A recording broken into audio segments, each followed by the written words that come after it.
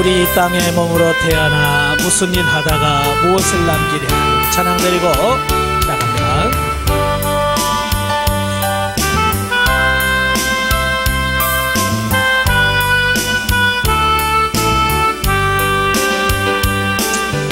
우리 이 땅에 머물러 태어나 무슨 일 하다가 무엇을 남기랴. 우리의 인생을 누가 대신 살아주나. 너와 내가 남남으로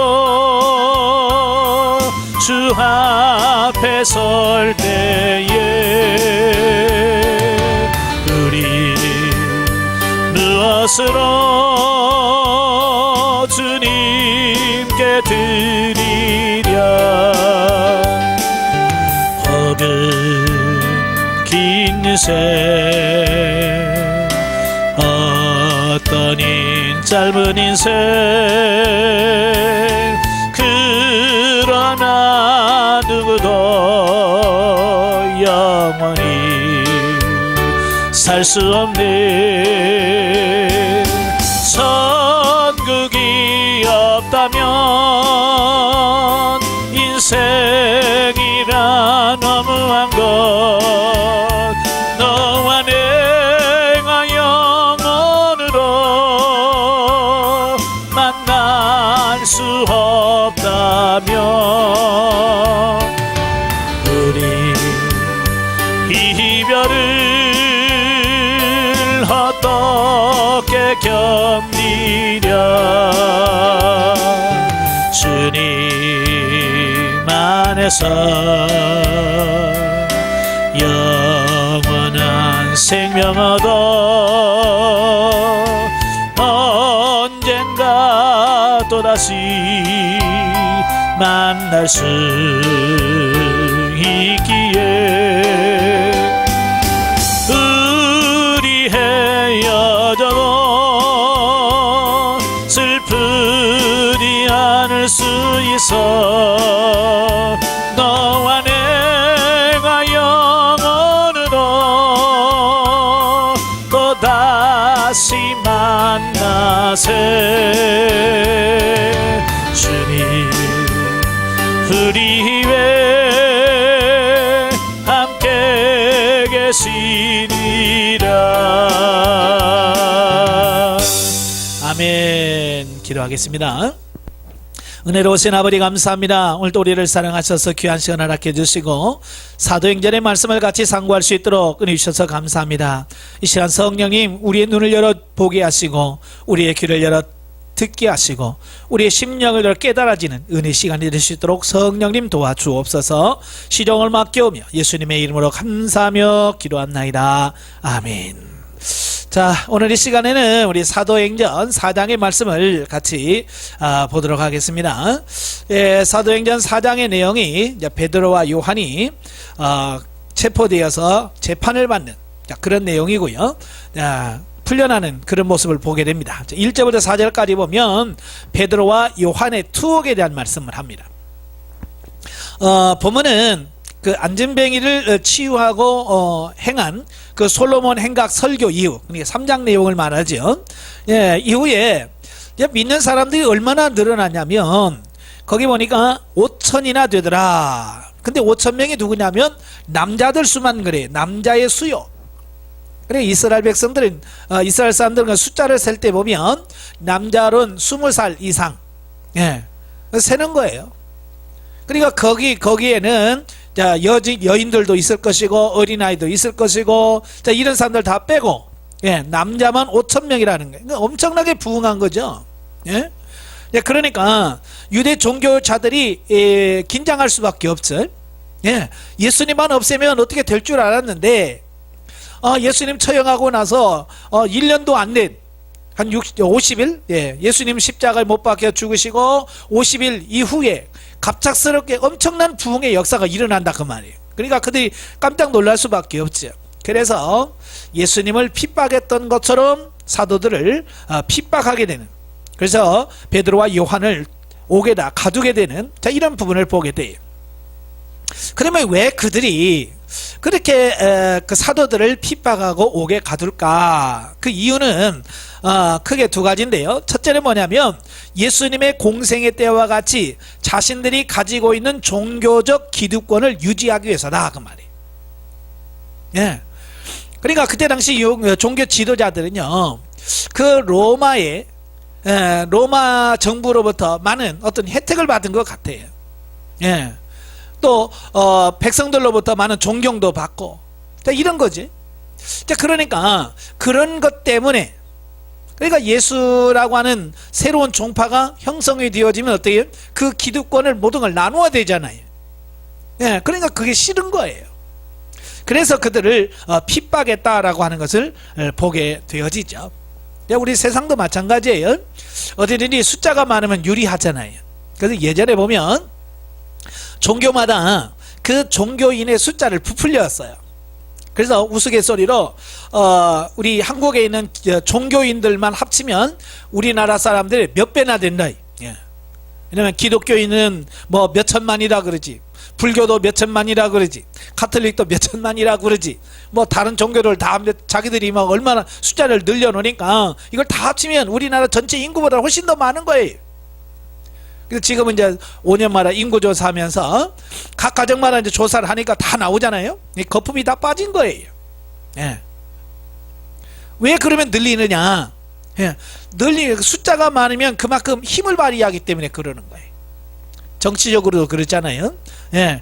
예를 들어서 기독교인 몇 명이 누구를 민다, 뭐 불교 신자 몇 명이 누구를 민다 그러면 그건 굉장한 정치적인 힘이 되거든요. 그러니까 그 자체가 힘이에요, 숫자가. 그래서 자기들이 누리고 있는 그 기득권을 놓치지 않기 위해서 그 교회를 핍박하게 되어지더라라는 거예요. 두 번째로는 사도들이 예수님의 부활과 그의 가르침을 전파하는 것을 싫어하여 막기 위함이라고 하는 거예요. 왜냐하면 예수님이 싫어서 예수님이 십자가 못 박혀 죽었잖아요.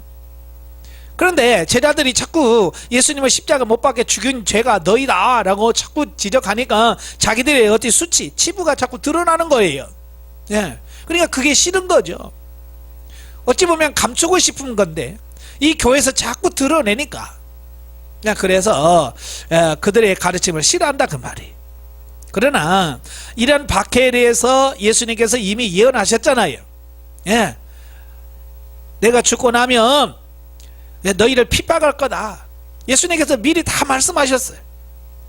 그리고 실제로 복음이 전파되는 곳에는 언제나 핍박이 따른다는 사실이 역사적으로 증명이 되고요.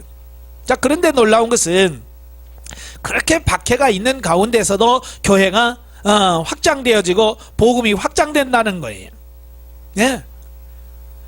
자, 이런 모습을 보면서 자, 우리가 가지고 있는 기본적인 가치관의 변화가 필요하다, 그 말이. 우리는 뭐예요? 모든 환경이 좋아야만 된다고 생각을 해요.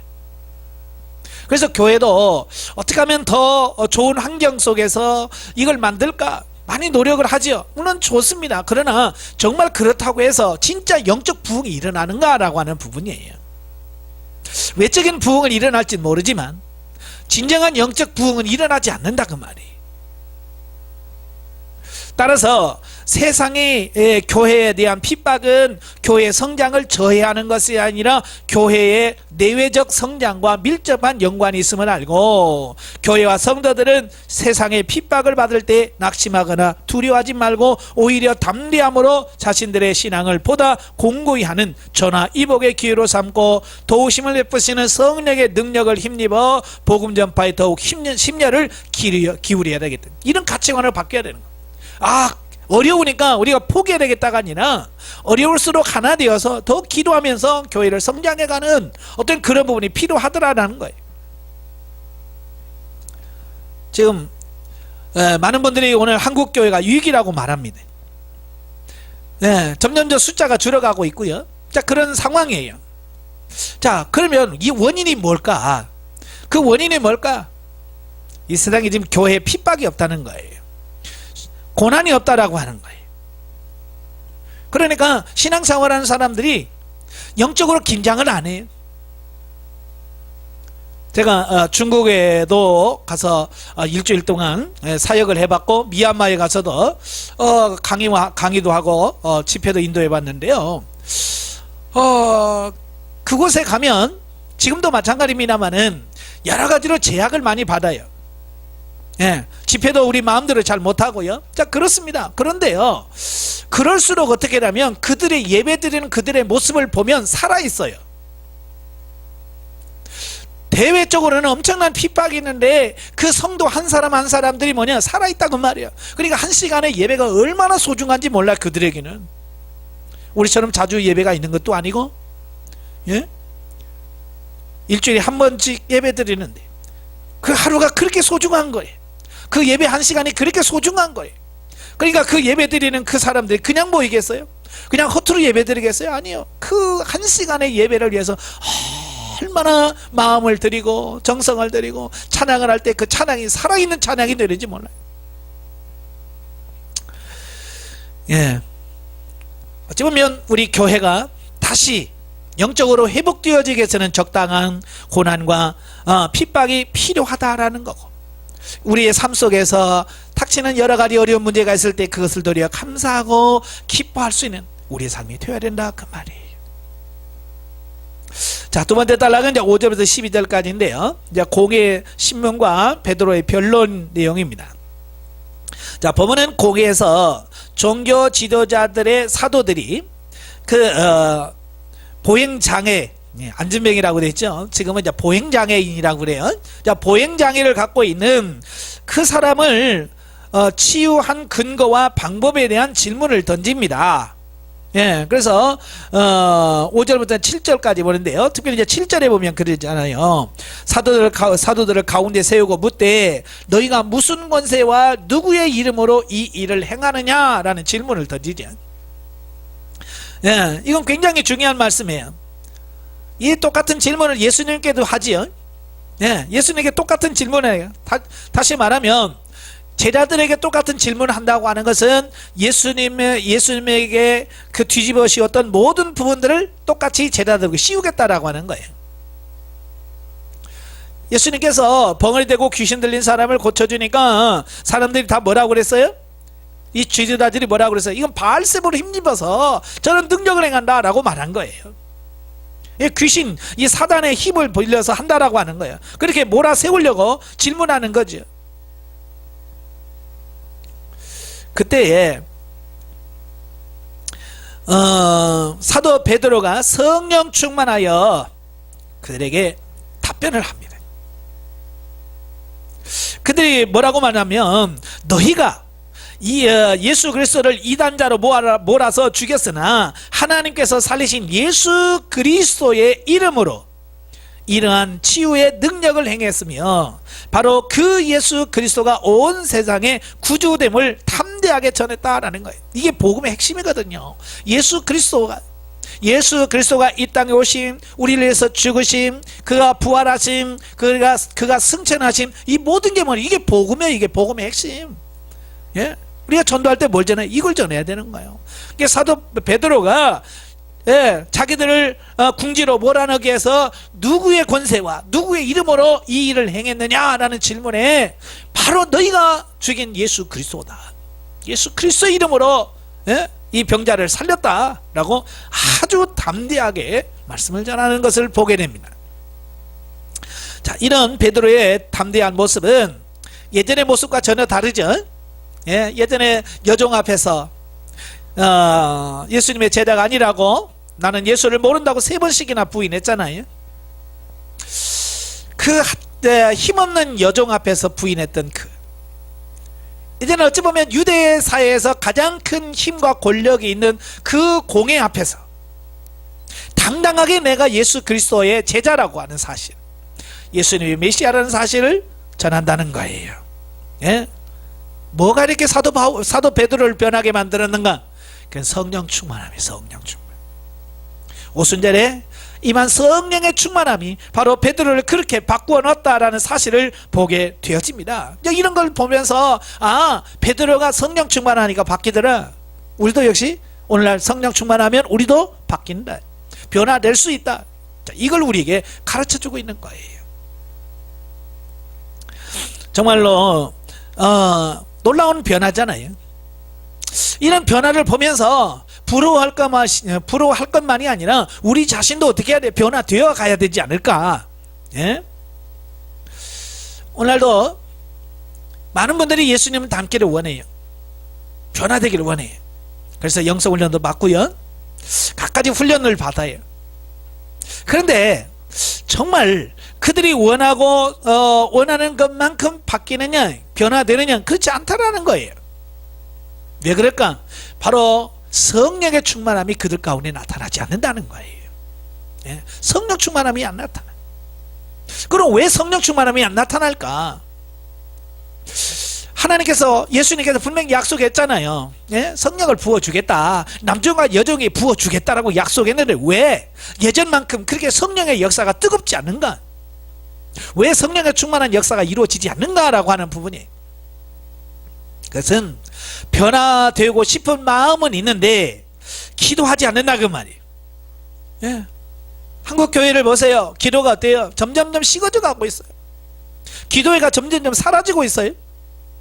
이제 모이는 시간, 모여서 함께 기도하는 시간이 없어요. 몇 년 전만 해도 철야 기도 안 하는 교회는 교회가 아니라고 생각했었어요. 근데 점점점 철야 기도 하는 교회가 줄어듭니다. 예. 이제 아예 안 합니다. 일주일에 한 번 모이는 교회들이 많아져요. 그러면서 점점점 기도 시간이 줄어들어요. 그러다 보니까 성령의 충만함이 없어지는 거예요. 그러니까 마음은 원이로되 변화되지 않는 성령 충만함이 없기 때문에 그래요. 그래서 마지막 때가 되면 우리가 더 하나님 앞에 기도하고 몸부림쳐서 성령의 충만한 역사가 우리 안에 있어야 돼. 그 성령의 충만함이 우리 안에 있을 때 비로소 우리가 변화되어질 줄로 믿습니다. 자, 세 번째 단락은 13절부터 22절까지인데요. 사내들인 공의의 결의와 그 사도들의 석방 내용이 나와요. 보면 이제 성령 충만한 베드로가 담대하게 변론을 하니까 놀란 거죠. 예. 그러니까 어찌할 수가 없어요, 그들이. 예. 왜냐하면 첫째, 베드로의 담대한 변론과 논리 앞에 논박할 근거가 없는 거예요. 다 맞잖아요. 베드로가 틀린 말을 한 게 아니에요. 맞아요. 다 맞아. 그러니까 그걸 어떻게 틀렸다라고 말할 수가 없다라고 하는 거예요. 바로 성령 충만하니까 세상이 감당하지 못해. 그들이 아는 것처럼 베드로를 범인으로 알았거든요. 이 범인이라는 것은 무식한 사람이요, 원래 갈릴리 뱃사람, 저 무식한 놈이라고 생각했는데 아니라 그 말이에요. 베드로가 왜 그렇게 똑똑해졌을까요? 예, 바로 성령 충만함이에요. 성령 충만함을 통해서 하나님이 그에게 지혜를 공급해 주었다 그 말입니다. 그러니까 사내들은 공회는 어때요? 나름대로 똑똑한 사람들이에요. 네. 이스라엘 사람들 중에서 그래도 똑똑하고 잘난 사람들인데도 감당이 안 되는 거예요. 어떻게 대답할 수가 없는 거예요. 그래서 어찌할 수 없어서 풀어줄 수밖에 없어요. 두 번째로는 뭐냐, 지금 그 고침받은 그 보행 장애인이 진짜 베드로 옆에 서 있잖아요. 증인이 있단 말이에요. 산 증인이 있어요. 그 증인이 없어야 네가 쇼했다, 뭐 어쨌다, 귀신의 힘을 덧입었다, 뭐 이럴 텐데, 아니 자기들 다 아는 사람 아니에요? 맨날 성전 미문에 앉아서 구걸하는 사람이니까, 그것도 한 40년 가까이 그랬으니까 아마 그 사람 모르는 사람 없을 거예요. 다 알 거예요. 어지간한 사람 다 알아. 왜? 매번 미문 앞에서 구걸하는 사람이니까. 근데 그 사람이 지금 건강해져서 지금 걷고 뛰면서 찬양하는 모습을 보니까 이거 뭐 반박할 말이 없는 거예요. 그리고 세 번째로는 사도들의 복음이 전해져서 많은 백성들이 받아들여졌기에 사람들의 비난과 대적을 두려웠다 그 말이에요. 이제 믿는 사람이 한둘이야 뭘 하지, 큰 소리 치는데 아까 말한 것처럼 남자만 5,000명이라 그 말이에요. 남자만 5,000명이. 여러분 지금 우리 남전도에만 5,000명이라고 하면 그 교회 규모가 얼마나 되겠어요? 많게는 2, 3만 되겠죠. 예, 남전도만 5천 명이면 예, 어린아이 여자들까지 다 합치면 한 2, 3만 명 될 거예요. 그런 큰 교회, 대형 교회란 말이에요. 그러니까 그 예루살렘 그 작은 도시 안에 2, 3만 명이면 엄청나게 많은 수예요. 예. 그러니까 함부로 할 수가 없게 되는 어떤 이런 부분을 보게 되죠. 그래서 그들은 사도들을 석방할 수밖에 없었어요. 네. 자, 그런데 그들이 이제 사도들을 석방하면서도 그냥 내보내지 않아요. 네. 그냥 내보내지 않고 더 이상 예수 그리스도의 복음을 전하지 못하도록 위협합니다. 네. 협박을 하는 거죠. 아마 그러면 그렇게 알아들을 거라고 생각했어요. 왜냐하면 지금까지 많은 사람들이 협박하고 하면 다 그렇게 들었거든요. 그런데 사도들은 그 공의 협박과 하나님의 명령을 대립시키면서 하나님의 명령에 어긋나는 것이라면 어떤 세상의 법적 제재도 단호히 거부할 것을 분명히 밝히고 있다라고 하는 거예요. 예? 그 19절과 20절 보면 말씀하잖아요. 베드로와 요한이 대답하여 이르되 하나님 앞에서 너희의 말을 듣는 것이 하나님의 말씀을 듣는 것보다 옳은가 판단하라. 우리는 보고 들은 것을 말하지 아니할 수 없다. 예? 대충 타협하는 게 아니에요. 아예 선전포고를 하는 거예요. 하나님 앞에서 너희 말이 듣는 것이 옳으냐, 하나님 말씀을 듣는 것이 옳으냐, 너희가 한번 판단해 보라는 거예요. 이 말은 너희 말 안 듣겠다는 거예요. 너희가 핍박하는 거, 너희가 지금 협박하는 거 우리는 안 듣겠다는 얘기죠. 참, 이거 대단한 거예요. 사도들은 비록 세상의 학문을 배우지 못한 평범한 사람들이었지만 세상의 지혜와 능력을 이길 수 있는 성령의 충만한 권능과 지혜를 가지고 있어 복음 전파에 부족함이 전혀 없었다는 사실이에요. 네? 이게 하나님께서 주시는 지혜와 능력이란 말이에요. 이런 지혜와 능력이 오늘 저와 여러분 안에 있어야 될 줄로 믿습니다. 한편 누가는 그 보행장애인의 나이를 40여 세라, 그 사람의 나이를 분명하게 밝혀요. 자, 왜 이렇게 나이를 밝힐까? 이 누가의 원래 직업이 뭐라고 그랬어요? 의사잖아요. 의사가 그 사람의 나이를 여기다 밝힌 이유가 있어요. 그게 뭐냐면 나면서부터 안진병이가 돼가지고 40여 년 동안 그런 생활을 했다, 그 말이에요. 이 말은 무슨 말이에요? 이제는 그 환자는, 이 병자는 세상적인 방법과 그 어떤 수단으로는 도무지 치유할 수 없는 상태였다라고 하는 것을 강조해 주는 거예요. 예. 사람이 아프면 어때요? 예, 아프면 그걸 치료하려고 얼마나 애를 씁니까? 수단 방법 가리지 않고 좋다면 다 먹고 다 써보고 해보는 것이 이 병자들, 그 가족들의 마음이에요. 아마 성경에 뭐 기록이 없지만 그 아이를 낳고 부모들이 얼마나 노력을 했을까요? 그 아들 하나 고쳐보려고 아마 뭐 있는 거 없는 거 다 해서 약이란 약은 다 써보고 진짜 용하다는 의사 다 찾아보고 뭐 다 했을 거예요. 그런데 고쳐지질 않았잖아요. 그래서 결국 그가 택한 것은 먹고 살기 위해서 성전 미문에서 한 푼 주세요 할 수밖에 없었다, 그 말이에요. 이제 세상적인 방법으로는 도무지 그 사람을 치유할 수 있는 방법이 없다, 그 말이에요. 그런데 바로 그런 사람을 하나님께서 그를 치유해 주었다. 예? 이 하나님의 능력, 하나님의 권능이 얼마나 강한지를 더 부각시키기 위해서 누가가 그 사람의 나이를 40세다 라고 밝히고 있다라는 거예요. 그래서 인간의 어떤 한계라고 할까요? 인간의 어떤 이런 것들을 내려놓아야 되지. 우리는 보통 보면 우리가 가지고 있는 어떤 가치에 매이거든요. 어떻게 저는 안 돼? 저 정도면 안 돼. 하나님도 안 될 거야 라고 하는 어떤 그 사람의 생각에 갇힌다, 그 말이에요. 그걸 풀어놓으셔야 된다, 그 말이에요. 23절부터 31절까지 보면 이제 사도들의 석방에 따른 성도들의 반응. 이제 보면은 사내들은 공회로부터 놓인 사도들을 맞는 그 성도들의 반응이 이제 크게 세 가지로 나옵니다. 뭐 나중에 이제 사도행전 12장에도 말하겠지만 사도들이 붙잡혀 갔으니까 교회는 어떻게 하겠어요?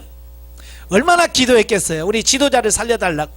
우리 사도들을 아무 이상 없이 다시 돌아오게 해달라고 얼마나 기도했겠어요?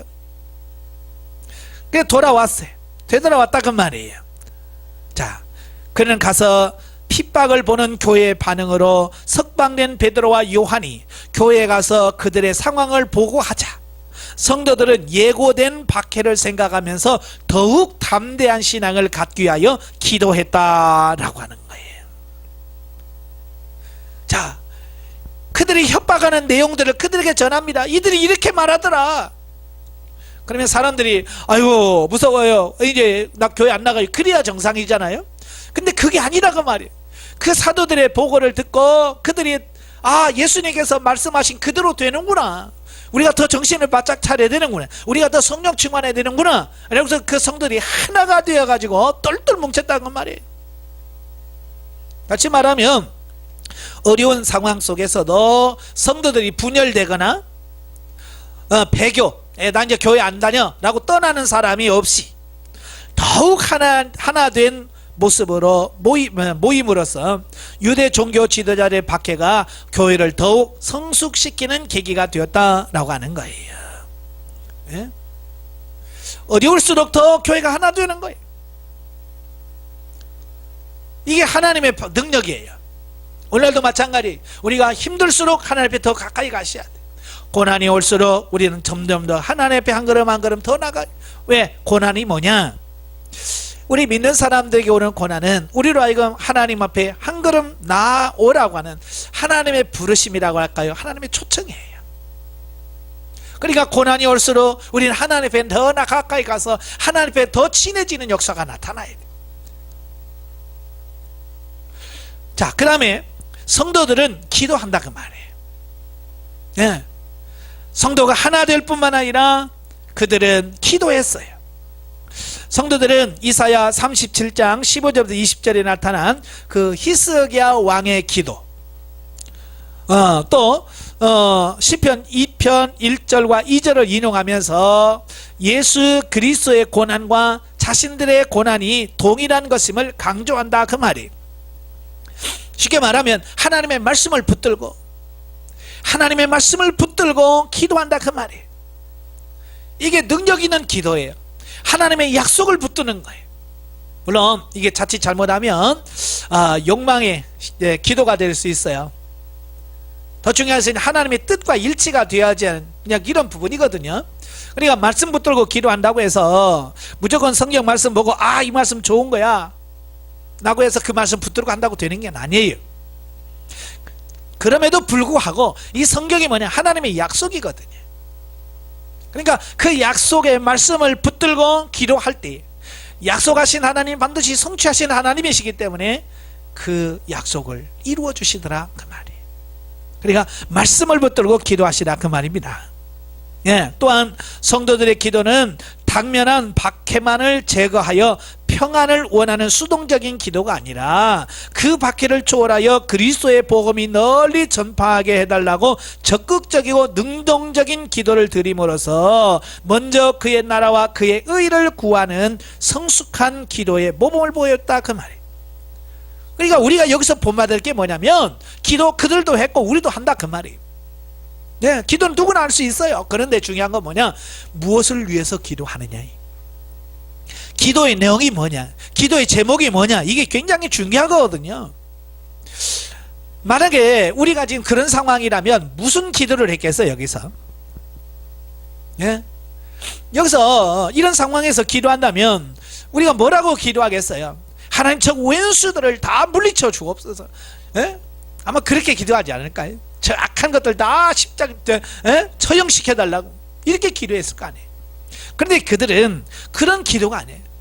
문제 해결만을 위한 기도가 아니라 이런 어려운 상황 속에서도 그리스도의 복음이 확장되어지고 하나님의 나라가 확장되어지게 달라고 기도합니다. 문제 해결을 위한 기도가 아니에요. 어떤 고난 속에서 벗어나기 위한 기도가 아니에요. 쉽게 말하면 이런 거야. 우리가 병이 들어요. 그럼 뭐 기도 제목은 딱 나왔잖아요. 병 들었다. 그럼 무슨 기도 하겠어요? 네, 치유 기도죠. 하나님 치유시켜 주옵소서. 자, 그런데 그 치유에 앞서서 우리가 더 중요한 게 뭐예요? 왜 하나님께서 나에게 이런 질병을 주셨을까?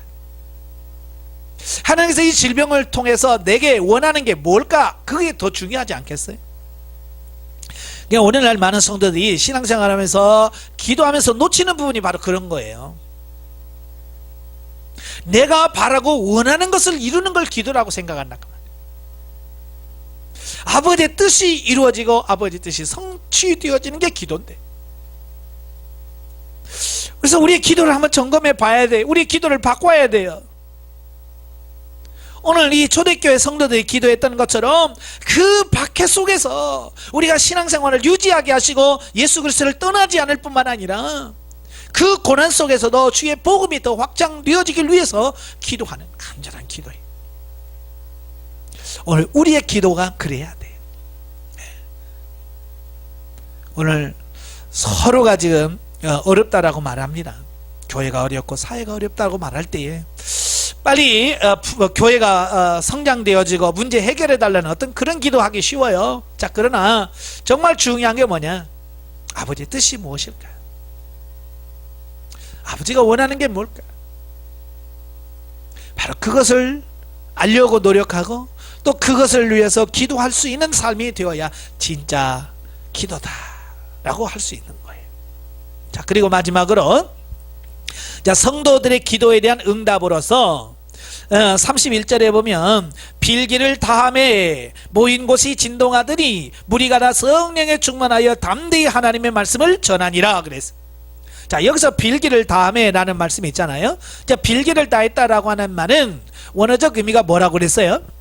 기도의 분량이 참에 그래요. 그러니까 하나님이 원하시는 기도의 분량을 이 성도들이 기도하면서 채우는 거예요.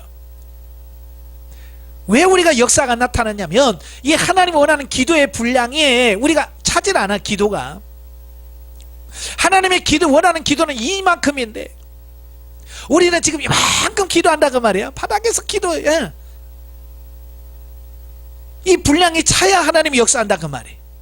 아시겠죠? 그래서 왜 우리가 기도 시간을 왜 자꾸 늘리라고 하냐면 하나님이 원하시는 기도의 분량을 채우라는 거예요.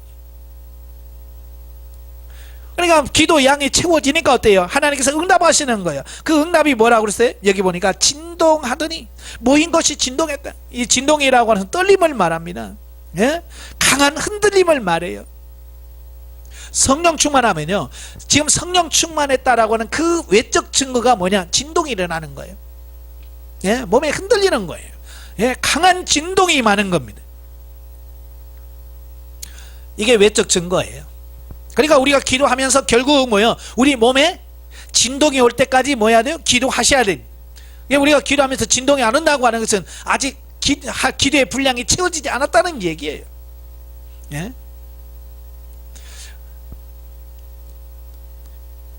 바로 이렇게 성령의 충만한 역사가 일어났어요. 예? 오늘 우리도 이렇게 모인 자리가 모여서 기도할 때에 그 모인 곳이 진동할 정도로 성령의 충만한 역사가 임하는 시간이 나타나요. 그런데 지금 점점점 그렇지 않는다 그 말이에요. 영적으로 조금 성장해서 이제 살만하면 기도가 어때요? 점점점 시간이 줄고요. 부르짖는 기도보다는 점점 예? 묵상하면서 편한 기도로 추구한다 그 말이. 그게 나쁘다는 얘기가 아니에요. 성령 충만하기 위해서 부르짖는 기도가 중요하다는 얘기를 하고 있는 거예요. 그러니까 성령 충만한 다음에 묵상으로 하면 좋은데 성령 충만하지 않은 상태에서 묵상을 하니까 그 묵상이 제대로 된 묵상이 안 된다 그 말이에요. 그래서 기도가 중요해요. 부르짖는 기도가 중요합니다. 성령 충만하셔야 돼요. 이런 성도들의 성령 충만은 더욱 담대히 복음을 전하는 원동력이 되었고 교회를 하나로 만드는 역사를 이루었다 그 말이에요. 이런 역사가 지금 우리 한국교회, 여러분의 교회에 임해야 될 줄로 믿습니다. 자, 마지막으로 이제 32절부터 37절까지는 이제 변화된 성도들의 그 삶에 대한 말씀을 합니다. 자, 보면은 초대교회 성도들의 그 성령 충만한 모습이 어떠했는지를 소개하고 있어요. 그러니까 모인 것이 진동하더니 막 성령이 충만한 거예요. 그 결과 어떻게 되느냐? 예, 결과가 중요하죠. 예, 성령 충만하고 모인 것이 진동하더니 그 다음에 아무런 뭐 나타나는 게 없었다, 변화가 없었다, 그런 문제가 되는 거잖아요. 예, 성령 충만하니까 거기에 따른 결과가 나와죠.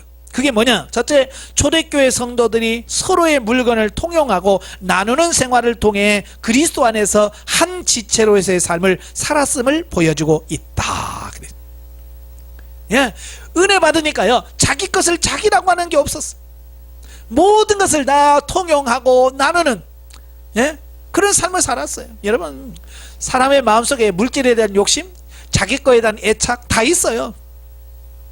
이건 어쩌면 본능적인 거예요. 굉장히 강한 겁니다.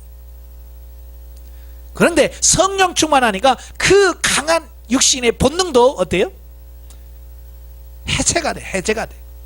예. 그래서 자기 것을 자기라고 하는 사람이 없었어요. 예.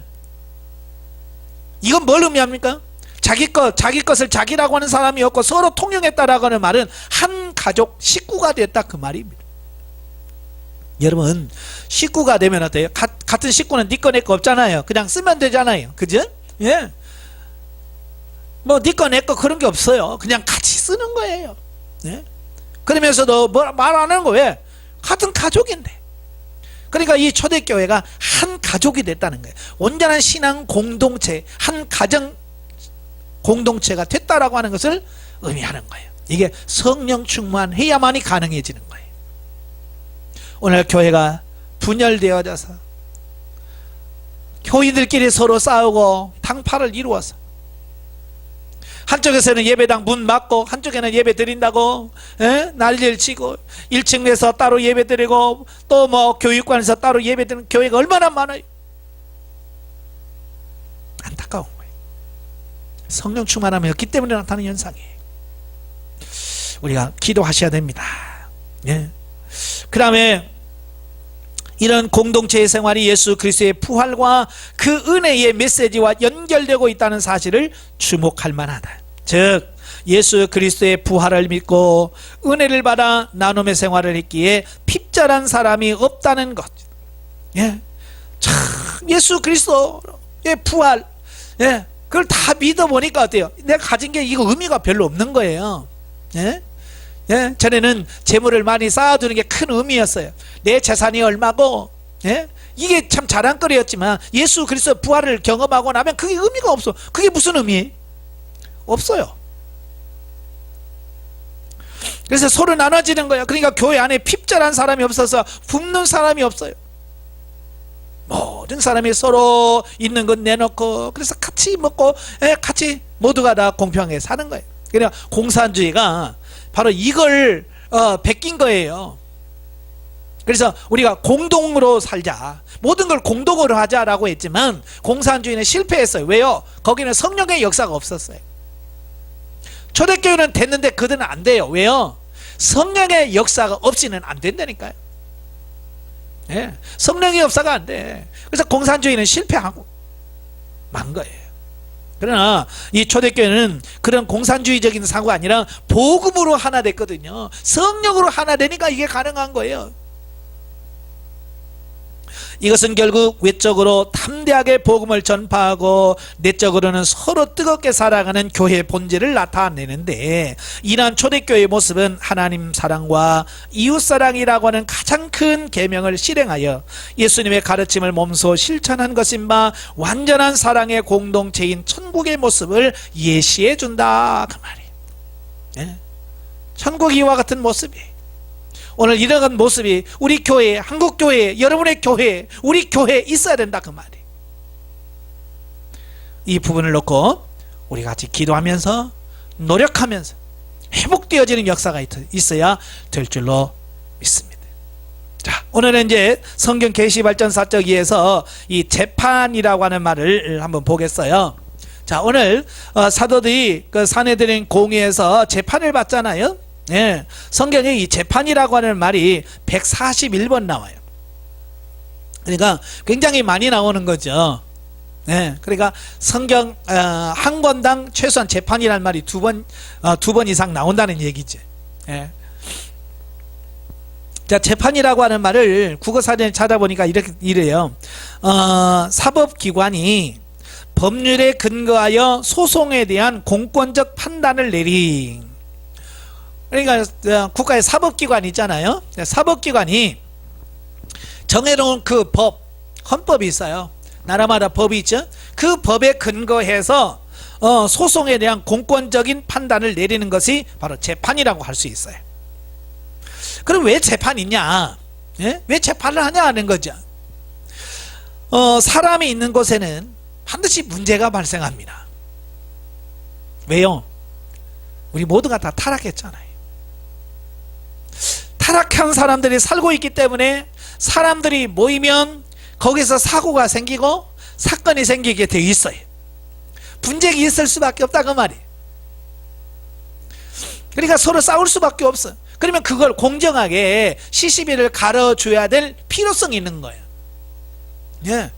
네가 잘했고 누가 잘못했다. 너는 이렇게 해라. 이렇게 해줘야 된다라고 공정한 이런 어떤 조정을 해줘야 될 기관이 필요하다는 거예요. 그래서 나라마다 법정이 있고 그 공정하게 해서 지방법원, 고등법원, 대법원 삼고심을 할 수 있도록 삼심제도를 해서 억울한 사람이 없도록 만드는 그런 것을 하지요. 자, 이것이 다 이제 성경의 어떤 기본적인 이런 부분하고 일치가 되어지는데요. 원래 하나님께서 우리 인간을 창조하실 때는 참 선하게 창조했잖아요. 그죠? 아담과 하와, 그냥 범죄하기 이전에 아담과 하와는 정말로 뭐 싸울 일이 없었겠죠. 다툴 일이 없습니다. 왜? 죄가 없으니까. 그런데 아담과 하와가 타락한 이후부터 문제가 이제 심각해지는 겁니다. 이 죄라고 하는 것은요, 점점 확장되어지 가고요. 예, 이게, 뭐, 누룩처럼 번져가게 돼 있어요. 그래서 죄를 경계해야 되거든요. 그래서 죄를 경계해야 되기 때문에 우리가 신경을 좀 많이 쓰셔야 됩니다. 자, 성경에 보면 최초의 재판이 나와요. 예, 성경 최초의 재판 사건이 나오는데 그게 언제 나오냐면 인류 역사와 같이 시작합니다. 창세기 3장이에요. 창세기 3장에 보면 재판이라고 하는 말은 없습니다만은 모든 형식이 재판으로 되어 있어요. 하나님께서 분명히 뭐라고 그랬어요? 2장 17절에 선악을 알게 하는 이 나무의 열매를 먹지 마라. 이 열매를 먹는 날에는 정령 죽으리라. 반드시 죽게 된다 라고 말씀했어요. 이게 뭐예요? 법이에요. 법. 하나님께서 정해놓은 법. 그러니까 아담과 하와 하나님 사이에 지켜야 될 법이 바로 이거예요. 다른 거 없어요. 이 선악을 알게 하는 열매만 먹지 않으면 된다는 법이 있어요. 지금은 세상에 엄청나게 많은 법이 있습니다. 민사, 형사, 엄청나게 많은 법이 있어요. 왜? 그만큼 죄가 많다는 얘기죠. 그러니까 사회가 타락하면 타락할수록, 악하면 악할수록 그 법이 더 명확해져. 왜? 많아져요. 왜? 그만큼 죄가 많다는 얘기죠. 그러니까 죄가 없을 때는 딱 하나밖에 없어요. 이 선악을 알게 하는 열매는 먹지 마라. 예. 그런데 우리가 다 아는 것처럼 아담과 하와가 그 하나님께서 먹지 말라고는 그 열매를 따먹었다 그 말이에요. 그러니까 하나님께서 이제 공식 재판을 벌리는 거예요. 아담과 하와를 세워놓고 그들에게 말합니다. 너희가 왜 먹지 말라고 하는 것을 먹었느냐? 시시비를 가리는 거예요. 그럴 때 아담이 하나님이 주셔서 나와 함께한 이 여자가 먹으라고 해서 내가 먹었습니다 라고 여자에게 모든 책임을 떠넘겼고, 여자는 하나님이 만든 이 뱀이 나에게 꿰어서 먹으라고 했습니다. 그래서 모든 책임을 뱀에게 넘겼어요. 그래서 뱀은 기어다니는 저주, 배로 다니면서 평생 동안 흙을 먹어야 되는 저주를 받고, 여자는 해산에는 해산에 수고하는 고통을 주고, 남자들은 평생 땀 흘려서 수고해야 먹을 수 있는 그런 징계를 받게 되고, 흙에서 왔으니 흙으로 돌아가라고 하는 죽음이라고 하는 징계를 받게 돼. 다 판결을 받아. 판결을 받고 결국은 어떻게 돼요? 에덴 동산에서 쫓겨나게 되는 이 부분을 보게 되어집니다. 자, 여기서 하나님께서 분명히 어때요? 시시비를 다 가리잖아요. 아담은 아담대로, 하와는 하와대로, 뱀은 뱀대로 그들의 잘못의 정도를 따라서 정확하게 그에게 심판하시는 것을 보게 돼요. 이게 하나님께서 정해놓은 룰, 법이에요. 그게 뭐냐? 행한 대로 받는 것. 모든 원칙은 뭐 행한 대로 받는 거예요. 행한 대로. 자, 그러면서 이제 시간이 점점 흘러가면서 창세기 19장에 보면 소돔과 고모라 성을 멸하기 위해서 천사가 어디로 갑니까? 소돔을 찾지요. 자, 19장 1절 창세기. 저녁 때 그 두 천사가 소돔에 이르니 마침 롯이 소돔 성문에 앉아 있다가 그들을 보고 일어나 영접하고 땅에 엎드려 절하며 그랬죠. 자, 여기 성문에 앉았다가 그랬어요. 자, 여기서 성문이라고 하는 것은 뭘까? 고대 도시, 고대 도시들을 가면 이스라엘 그 고대 도시를 가보면 그 성으로 들어가는 성문이 있잖아요. 성문에 보면, 성문 들어간 쪽에 오른쪽에 보면 이렇게 의자를 놓고 앉을 수 있는 자리가 있어요. 그 자리가 무슨 자리냐? 바로 오늘날 말 재판장에 앉아 있는 자리예요. 그래서 그 성문에 그 재판하는 사람이 앉아 있으면 그 성문을 드나들면서 그 백성들이 거기서 재판을 받는 거예요. 그러니까 롯이 성문에 앉아 있다라고 하는 말은, 그래도 롯이 소돔에서 꽤 높은 자리, 재판장의 자리에까지 앉아 있었다라고 하는 것을 보게 돼요. 바로 이제 그런 거예요. 그래서 성문에 앉아서 오고 가는 사람들에게 재판을 받게 하는, 자, 그런 일들이 계속해서 있어집니다. 그러니까 인류 역사에서 계속 이 재판은 계속해서 있어졌던 거죠. 자, 그러다가 이제 출애굽기 18장에 보면 출애굽을 하죠. 출애굽을 한 이스라엘 백성들이 한번 생각해 보세요. 장정만 남자 20살서부터 전쟁에 나갈 수 있는 사람들의 숫자만 60만 3,550명이에요. 그러니까 어린아이, 애들, 노인들까지 다 합치면 200에서 250만, 많게는 300만까지 된다고 하죠. 자, 그렇게 많은 숫자가 그 좁은 우리 안에 또 사람만 있는 게 아니잖아요. 수많은 양, 소, 염소, 이게 우글우글 같이 산단 말이에요. 그러니까 사람들이야 남의 울타리 다 기억하고 범하지 않습니다만은, 이 짐승들이 울타리를 합니까? 경계를 합니까? 그래서 아무 데나 가서 먹지, 싸지. 그러니까 어때요? 이웃과의 분쟁이 있을 수밖에 없잖아요. 그죠? 이웃과 분쟁이 있을 수밖에 없어. 싸우다가 모세에게 와서 재판을 받는 거예요. 하루는 그의 장인 이드로가 와서 보니까 아침부터 저녁까지 줄이 쫙 서 있고, 모세가 뭘 하는데 뭐 하냐 그랬더니 재판한다는 거예요. 그러니까 이드로가 보니까, 야, 너 혼자서 이 많은 사람 어떻게 하냐? 지혜를 구하라.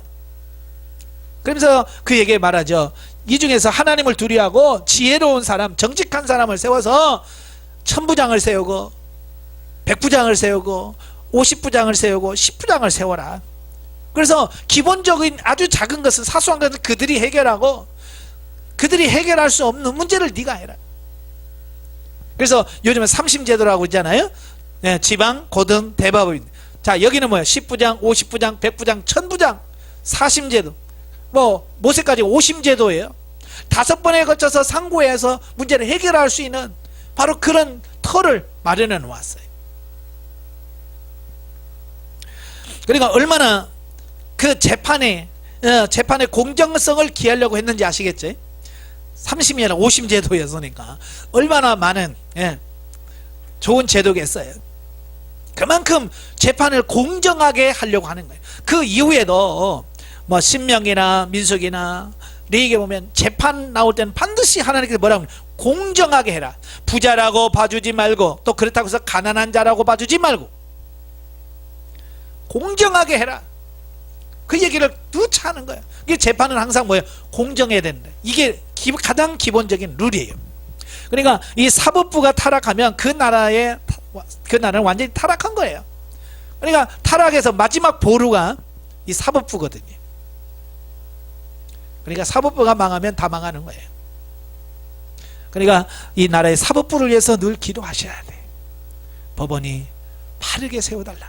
우리나라도 참 보면 그렇잖아요. 정치적에 보면, 지금까지 정치를 보면 이 사법부에서 정치와 손을 잡고, 예?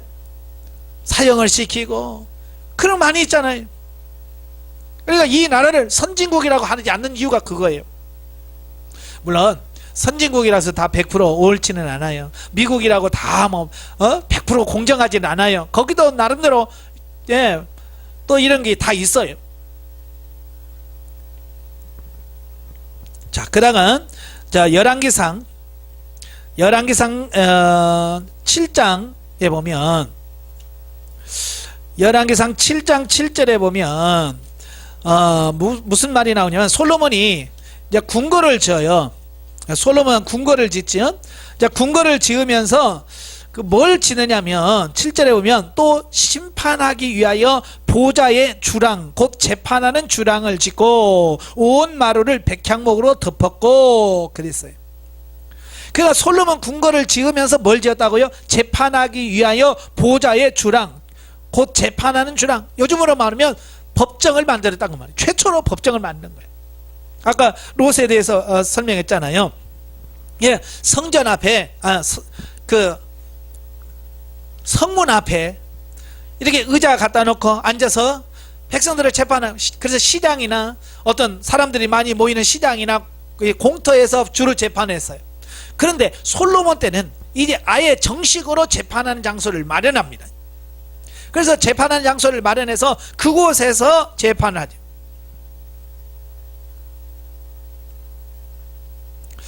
자, 그 다음에 역대하 19장에 보면,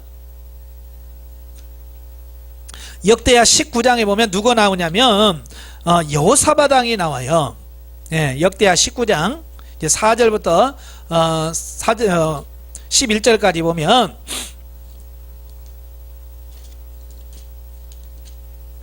자, 그 여호사밧 왕이 개혁을 하지요. 자, 개혁을 하면서 사법 개혁을 합니다. 자, 그러면서 4절부터 보면 뭐라고 그래요? 예? 예루살렘에 살더니 다시 나가서 부엘세바부터 에브라임 산지까지 민간에 두루 다니며 그들의 조상의 하나님 여호와께로 돌아오게 하고, 또 유다 온 나라의 견고한 성읍에 재판관을 세우되 성읍마다 있게 하고 재판관들에게 이르되 너희가 재판하는 것이 사람을 위하여 할 것인지 여호와를 위하여 할 것인지를 잘 살펴라. 너희가 재판할 때 여호와께서 너희와 함께 하심이라. 예, 재판을 세우고 그들에게 공정하게 재판할 것을 명령합니다. 뿐만 아니라 8절에 보면 여호사밧이 또 예루살렘에서 레위 사람들과 제사장들과 이스라엘 족장 중에서 사람을 세워 여호와께 속한 일과 예루살렘 주민의 모든 송사를 재판하게 하고 그랬어요. 그러니까 제사장, 레위인, 또 이스라엘 족장들, 이런 사람들을 모아서 그들이 따로 국가에 중대한 어떤 일들을 재판하도록 했다고 말해요. 어찌 보면 이제 산에 드린 공예라고 했잖아요. 이게 산에 드린 원조, 70명의 장로를 세워서 그들이 의논해서 어떤 정책이라든지 재판할 수 있는 어떤 그런 제도를 처음 틀을 마련해 온 사람이 누구냐? 바로 여호사밧이라고 볼 수 있어요. 이게 좀 더 발전하고 변해서 시대를 가면서 조금씩 바뀌어집니다. 예, 조금씩 바뀌어져요.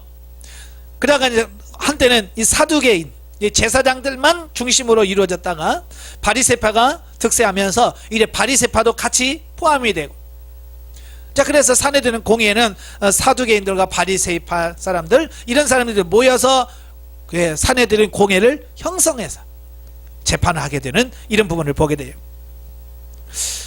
바로 이제 그 사내들인 공회가 결국 이제 예수님을 심판하게 되는 이 부분을 보게 되죠. 그래서 마태복음 26장에 보면 예수님이 어디서 신문을 받냐면 바로 이 사내들인 공회에서 신문을 받습니다. 예. 그런데 중요한 것은 뭐냐면 이 사내들인 공회가 타락했다고 말이에요. 하나님의 은혜 안에서 공정하게 판단해야 될 사법부가 타락했어. 그래서 예수님에게 거짓 증인을 세우고 모함하고, 그래서 예수님에게 사형을 언도하게 돼. 자기들의 사형권이 없으니까 빌라도에게 보내서 빌라도로 하여금 사형을 시키도록 유도하는 어떤 이런 부분을 보게 되는 거예요. 이것은 그만큼 사법부가 타락했다라고 하는 것을 우리에게 보여주고 있지요.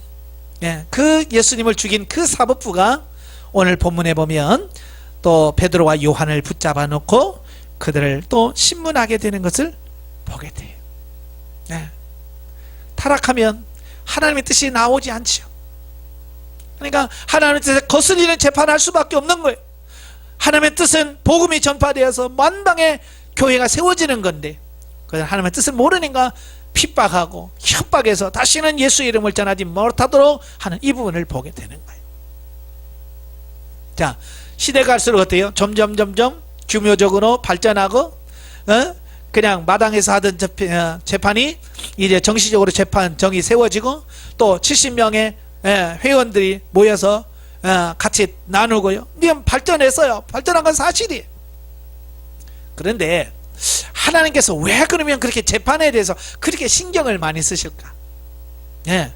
오늘 이제 기본적인 거 몇 가지만 했습니다만은 성경에 141번 정도 이 재판한다는 이 재판이란 단어가 나와요. 그러니까 비슷한 말들을 포함하면 더 많겠죠. 그럼 왜 하나님께서 그렇게 재판이라는 말을 많이 쓰시고 재판을 중요하게 여기실까? 그래서 구약에 보면 거짓 증인한 사람들에게는 그들이 거짓 증언을 통해서 꾀하려고 했던 것들을 다 갚아라 라고 할 만큼 이 재판을 아주 신중하게 하나님은 명하십니다. 사회가 깨끗해야 되기도 하겠지만 정작 중요한 것은 계시록에 나와요. 자, 계시록 20장 11절부터 15절까지 내용이 바로 이제 이 세상에 있는 마지막 재판입니다. 어쩌면 우리들에게 있을 마지막 재판이에요. 우리가 흔히 말하는 백보자 심판이라고 하죠. 그러면 크고 흰 보좌에서 심판을 받는다 그랬어요. 11절에 보면 내가 크고 흰 보좌와 그 위에 앉으신 이를 보니 땅과 하늘이 그 앞에 피하여 간데 없더라. 내가 또 보니 죽은 자들이 큰 자나 작은 자나 그 보좌 앞에 서 있는데 책들이 펴있고 또 다른 책이 펴졌으니 곧 생명책이나 죽은 자들의 자기 행위를 따라 책들에 기록된 대로 심판을 받으니 행위력이 다 기록된 대로 어때요? 심판을 받는다는 말이에요. 그러니까 세상에서 왜 재판이 공정해야 되느냐? 바로 이 재판은 하나님 앞에서 받을 이 마지막 백보자 심판에 대한 예표요, 그림자요, 모형이란 말이에요. 이 세상의 재판이. 그러니까 이 세상의 재판이 공평하지 않다는 얘기는 결국 하나님의 재판도 공평할 수 있다는 얘기예요. 그래서 하나님의 재판은 공정하다, 공평하다, 불의가 없다라고 하는 것을 이 세상에서 심어줘야 될 필요가 있는 거야. 그래서 하나님은 끊임없이 재판하면 공정성, 공정해라는 거예요. 하나님의 재판이 공정한 것처럼 공정해라라고 하는 거예요. 그러니까 지금 세상이 이 공정하지 않다 그 말이에요. 그러니까 법정에서 굉장히 법정에 대해서 불만을 품고 개혁을 해야 된다라고까지 이야기한다 그 말이에요. 정작 우리는 마지막에 하나님 보좌 앞에 설 거예요. 흰 보좌 앞에서 우리가 행한 대로 다 책에 기록된 대로 우리가 심판을 받게 돼 있다고 말이에요. 이게 최후의 심판이에요. 그러니까 이 세상에서 재판은 바로 이제 그 최후의 심판을 바라보고 있는 거예요. 그래서 결론은 이 세상에서 재판은 최후의 심판을 받음을 예표다. 예표예요. 그래서 하나님은 공정한 재판을 요구하신 것이에요. 마지막 심판의 자리에 설 것을 생각하면서 하루하루를 살아야 된다라고 말씀해 주고 있는 거예요. 오늘 지금 저와 여러분이 사람 눈치 보고 그게 아니라 하나님이 마지막 심판하실 거다, 그 심판대 앞에 설 자기 자신을 바라보면서 오늘 말하고 행동하고 모든 것들을 다 해야 된다, 그 말이에요. 근데 그렇게 사는 사람이 몇 사람이나 되겠어요? 예수 믿는다고 하면서도 하나님의 존재 자체, 하나님의 임재를 의식하지 못한 채 자기 마음대로 자기 뜻대로 살아가는 사람이 얼마나 많은 거예요. 마치 하나님의 심판이 없는 것처럼 여기며 사는 거예요. 오늘 이 말씀을 통해서 바로 우리는 하나님 앞에 심판대 앞에 설 것이다, 그때는 완전히 공정한 심판이 있을 거다라는 것을 기억하시고 그 심판대 앞에서 부끄럽지 않도록 서도록, 점도 없고 흠도 없고 티가 없이 서도록 우리가 끊임없이 힘쓰고 노력하는 우리 삶이 되어야 될 줄로 믿습니다. 기도하겠습니다. 은혜로우신 아버지, 감사합니다. 오늘도 우리를 사랑하셔서 귀한 말씀을 주셔서 감사합니다. 이 세상이 타락해서 심지어는 가장 공정해야 될 재판까지도 아버지 공정하지 않습니다. 이 나라 이 땅에는 모든 재판관들 마음을 주님께서 붙들어 주셔서 정직하게 하시고 하나님 앞에서 바른 재판할 수 있도록 은혜를 베풀어 주옵시며, 우리 이 땅에 사는 모든 사람들이 마지막 때에 하나님 앞에 심판대 앞에 설 것을 바라보면서 그날에 부끄럽지 않도록 세워질 수 있도록 우리를 잘 살 수 있도록 주여 도와 주시옵소서. 오늘도 우리의 삶을 한번 되돌아보게 하옵소서. 잘못된 부분이 있다면 철저하게 회개하고 돌이켜서 하나님의 바로 서는 우리가 되어지게 하옵소서. 예수님의 이름으로 감사하며 기도합나이다. 아멘.